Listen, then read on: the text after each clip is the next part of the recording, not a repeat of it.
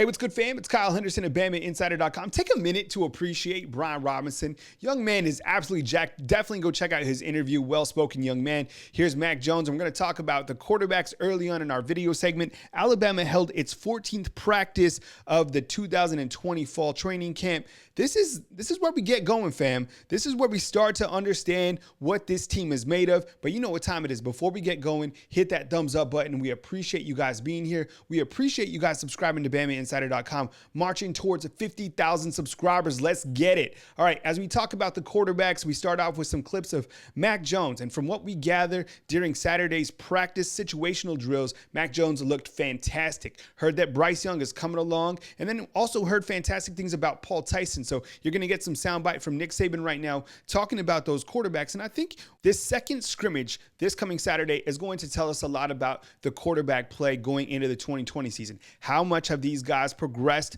over these last couple of weeks of fall training camp? I think right now they should be able to find their rhythm, be able to fine tune whatever they need to work on. I can't wait to see what Mac Jones does in a game situation against Missouri. I think he's going to come out hot. That's just my opinion. I think Bryce Young is going to dazzle. And you're going to hear right now from Nick Saban talking about those quarterbacks and where they are going into this pivotal week of fall training camp.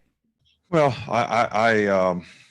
I think that they've done a good job. I think Mac has had a really good week this week.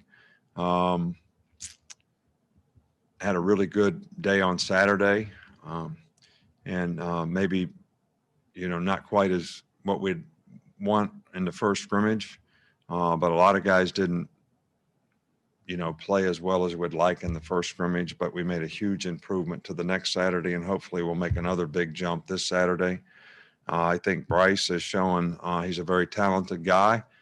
He just got to get more knowledge and experience to, be able to be a little more consistent in terms of his execution. And, Paul has made a significant amount of improvement as well. So, we're going to keep working with them.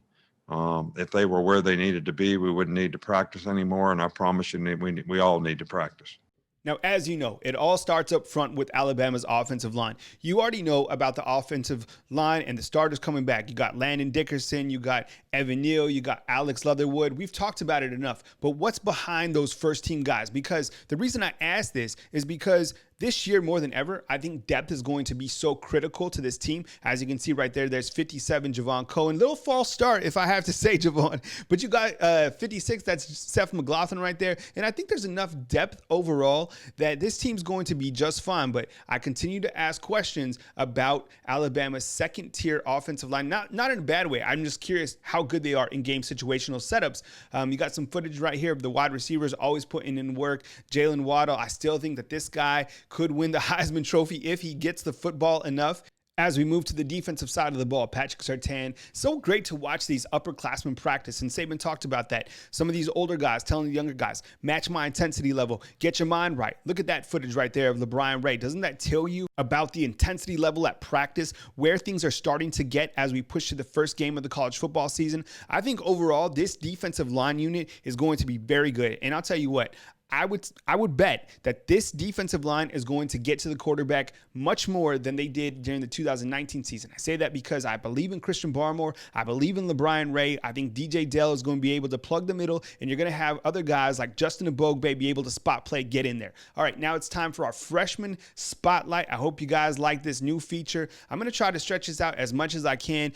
And today we're talking about freshman wide receiver Javon Baker. Now look, everybody already knows that the waves that this kid has made during fall training camp, I'll tell you what, he's the absolute truth. Now as Alabama looks for a fourth wide receiver, they have options, right? You got Slade Bolden, Xavier Williams, and of course now you got Javon Baker. And I remember the first time that I saw Javon Baker play, it was during the 2019 Rivals Camp Series in Atlanta, Georgia, and I knew this young man had it. Complete alpha male on the football field. The more times he gets the football, the better. I think Javon Baker is going to have a fantastic freshman season at Alabama. Well, fam, thank you very much for joining us. Please hit that thumbs up button, and we'll catch you next time right here on BamaInsider.com.